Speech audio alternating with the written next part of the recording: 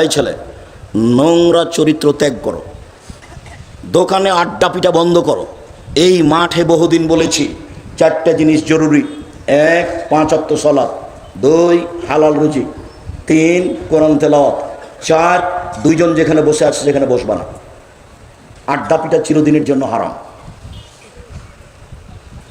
উকবা ইবনে আমির বলছেন, আমি জিজ্ঞাসা করলাম আল্লাহর নবীকে, আল্লাহ নবী মান নাজাত, বাঁচার পথ কি, জাহান্নাম থেকে বাঁচবো কি করে, এটা একটু বলেন তো।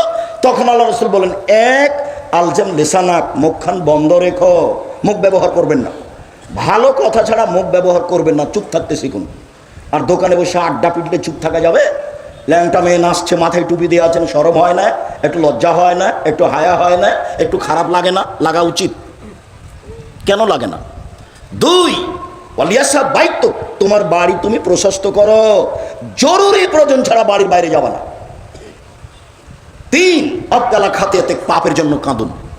ওইখানে একটা কথা ছেড়ে এসেছি, পাপের জন্য কাঁদুন, কথাটা বলতেই সেই কথাটা মনে পড়লো।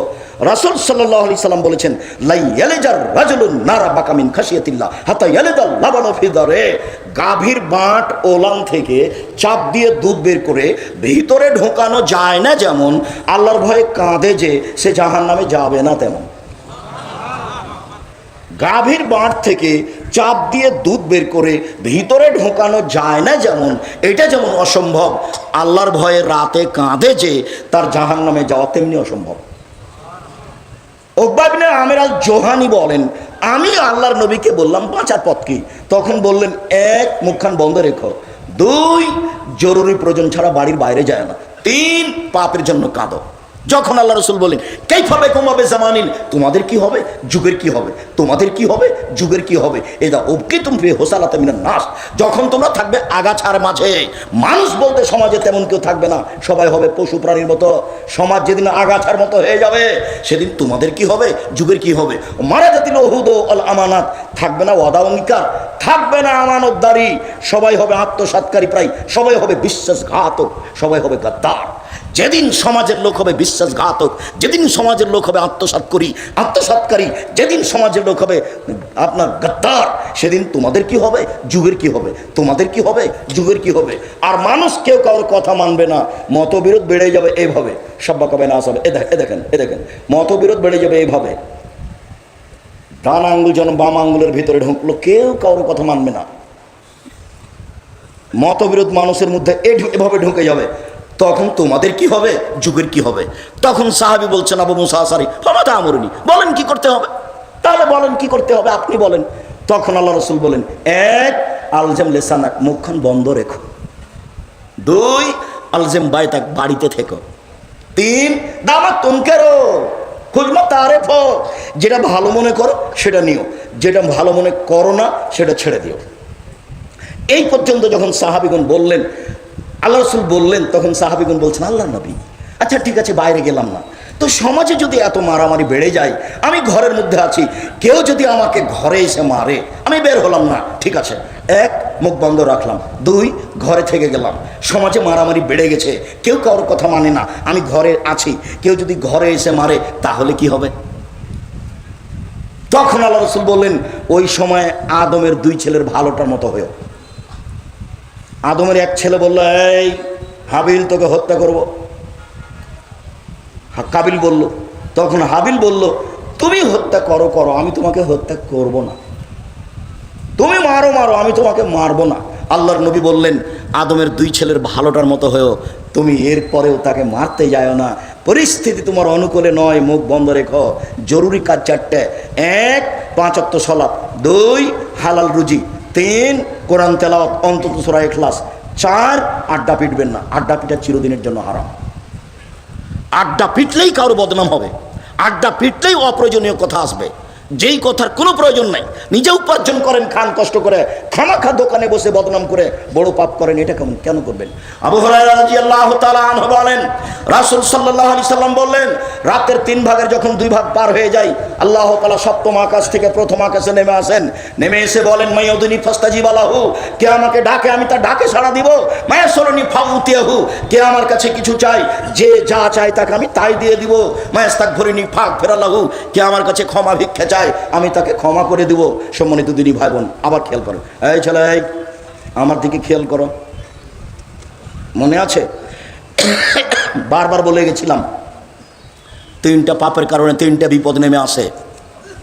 তিনটা পাপের কারণে তিনটা বিপদ নেমে আসে, বারবার বলেছি, মনে থাকা দরকার। এক, ভূমিকম্প হবে। দুই, আকার আকৃতি পরিবর্তন হবে। সন্ধ্যায় থাকবে মানুষ, সকালে হবে শোর, বানর। শোর হয়ে যাবে, শুকর হয়ে যাবে, বানর হয়ে যাবে। আমি এই কথা বলিনি, এ কথা মোহাম্মদ সাল্লাল্লাহু আলাইহি সাল্লাম বলেছেন। তিন, সমস্যা নেমে আসবে। মসজিদে মারামারি, মাদ্রাসায় মারামারি, রাস্তাঘাটে মারামারি, সব কিছু অন্যায় অবিচার। যেই জিনিস 10 টাকা কেজি সেই জিনিস 50 টাকা কেজি, সব সমস্যা নেমে আসবে তিনটা পাপের কারণে। এক, এদা সারিবুল খমরা, যখন মানুষ নেশাদার দ্রব্য পান করবে। বিড়ি, তামাক, জর্দা, সিগারেট, গুল, নেশাদার দ্রব্য, ঠান্ডা, পেপসি, আশি, কোকাকোলা সব হারাম। তো আজকে নতুন কথা নয়, 30 বছর থেকে বলে আসছে।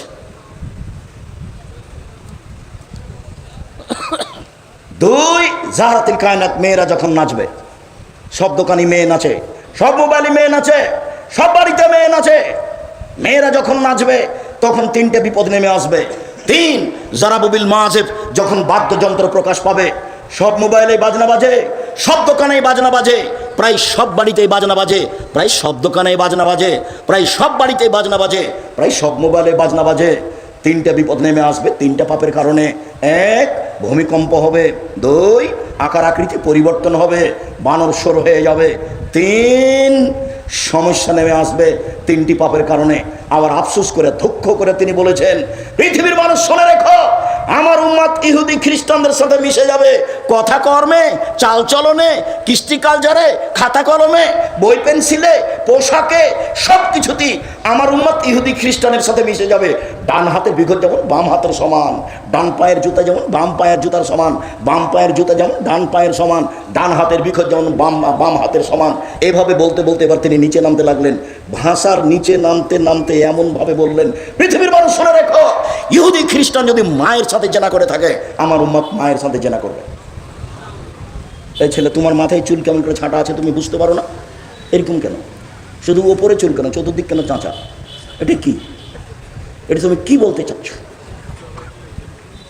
আমি লন্ডনে সাউথ হলে একটা মসজিদে জুমার খুতবা থেকে নিচে নামছি, তা একটা লোক তার ছেলেকে দড়িয়ে নিয়ে এসে বলছে, একটু দোয়া করে দেন, আমার ছেলের জন্য একটু দোয়া করে দেন। তা আমি মাথায় হাত দিয়ে দোয়া করতে যাচ্ছি, দেখি চুল এভাবে ছাঁটা আছে। তারা বলছে, ভাই জানি এরকম কেন? আর ওই সময়তে ছবিও ছিল যে কীভাবে চুল ছাঁটতে হবে। তখন আমি বলছি, দুঃখিত, লন্ডন পয়সা উপার্জন করতে এসেছি, আদর্শ বিক্রি করতে আসেনি। লন্ডন পয়সা উপার্জন করতে এসেছি, আদর্শ বিক্রি করতে আসেনি। মুসলমানের একটা আদর্শ আছে, কারোর সাথে ওই আদর্শ মিলবে না। হিন্দুর মেয়ে কপালে টিপ দেয়, মুসলিম দেয় না। হিন্দু মহিলা হাতে শাখা সাদা ব্যবহার করে, মুসলিম মহিলা করে না। এদের নিজস্ব একটা আদর্শ আছে, নিজস্ব একটা বৈশিষ্ট্য আছে, স্বভাব আছে। সব নবীর স্বভাব ছিল 10টি, সব নবীর বৈশিষ্ট্য ছিল 10টি, সব নবীর স্বভাব ছিল 10টি, সব নবীর বৈশিষ্ট্য ছিল 10টি। এক, ইউফাউল্লাহা, দাড়ি বড় করতে হবে, কেটে ফেলা যায় না, চেঁচে ফেলা যায় না। চেঁচে ফেললে নারী সাদৃশ্য হয়, তখন আল্লাহর অভিশাপ হয়। চেঁচে ফেললে স্ত্রী শক্তি ক্ষমতা কমে যায়, চোখের পাওয়ার কমে যায়। দাড়ি চেঁচে ফেললে আল্লাহর পক্ষ থেকে অভিশাপ হয়। দুই, কাসু সারেব, মোচ কেটে ফেলতে হবে, মোচ চেঁচে ফেলতে হবে না। তিন, কাসুল আজফারে, নখ কেটে ফেলতে হবে। এই মেয়ে, তোমার নখ বড় কেন? তোমার মা নাই নাকি? তুমি কি মনে করছো তোমার মা এটা নয় সৎমা? তোমার নখ বড় কেন? কেন? হাদিস তো তোমার মুখস্থ আছে। তোমার নখ বড় হলো কিভাবে? এটা হয় কিভাবে? জাবের রাদিয়াল্লাহু তাআলা আনহু বলেন, রাসূলের সাথে যুদ্ধ করে বাইরে থেকে আসলাম, মদিনায় ঢুকবো, আসছিলাম মদিনায় ঢুকবো। আল্লাহ রাসূল বলেন, এই থামো, রাতে এখানে থাকো, সকালে বাড়িতে যাব। আমি জাবের বললাম, আল্লাহর নবী, আমি নতুন বিবাহ করেছি, আমাকে বাড়ি যেতে অনুমতি দেন। তখন আল্লাহর নবী বললেন, বিক্রানন সাইয়্যিবা, কুমারী মেয়ে বিবাহ করেছো না তালাক প্রাপ্তা মেয়ে বিবাহ করেছো? অবিবাহিতা মেয়ে বিবাহ করেছো না তালাক প্রাপ্তা মেয়ে বিবাহ করেছো? জাবের রাদিয়াল্লাহু আনহু বললেন, আমি তালাক প্রাপ্তা মেয়ে বিবাহ করেছি। তখন আল্লাহর নবী বললেন, হাল্লা বিক্রান তুলাইবকা, তুমি কুমারী অবিবাহিতা মেয়ে কেন বিবাহ করলে না?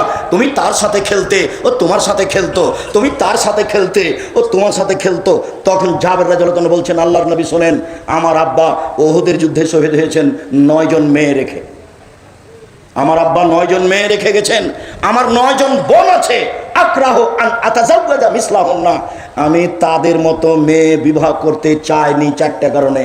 আমি তাদের সমবয়সের মেয়ে বিবাহ করতে চাইনি 4টা কারণে। আমি আমার বোনদের কম বয়সের মেয়ে, কুমারী মেয়ে বিবাহ করতে চাইনি 4টা কারণে। এক, লেতুয়াল্লেমাহুন্না, আমার স্ত্রী যেন আমার বোনদেরকে বিদ্যা শিখাতে পারে। 2, বলে তুয়াদ্দেবাহুন্না, আমার স্ত্রী যেন আমার বোনদেরকে শিষ্টাচার শিখাতে পারে। 3, বলে তুরাজ্জেলাহুন্না, আমার স্ত্রী যেন আমার বোনদেরকে মাথার চুল চিরনি করে সাজগোজ করে পরিপাটি করে রাখতে পারে। 4, বলে তাকুমা আলাইহিন্না, আমার স্ত্রী যেন আমার বোনদেরকে পাহারা দিতে পারে। তোমার মা পাহারাদার, হাদিস বুখারী মুসলিম। তোমার মা শিষ্টাচার শিখাবে। তোমার মা নিজে একটা আয়না কিনে নিয়ে এসেছে, আয়নাটা হলো কাতল মাছ। তোমার মা কি শিষ্টাচার শিখাতে পারে? তোমার মা একটা তরকারির বাটি কিনেছে, সেটা হলো রুই মাছ, কি শিখাতে পারে তোমার মা? তোমার মা একটা প্লেট কিনেছে, সেটা হলো চিংড়ি মাছ, তোমার মা কি আদর্শ তোমাকে শিখাতে পারে? তোমার বাপ একটা পট কিনে নিয়েছে, সেটা হলো ঘোড়া।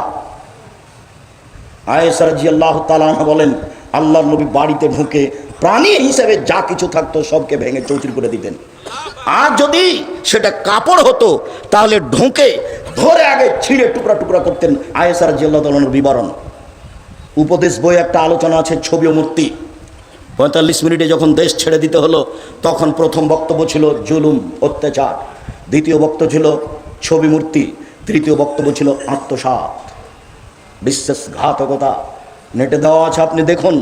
আমি প্রাণপণে চেষ্টা করেছি আপনাকে বোঝানোর জুলুম কি জিনিস। আমি প্রাণপণে চেষ্টা করেছি আপনাকে বোঝানোর আত্মসাৎ কি জিনিস।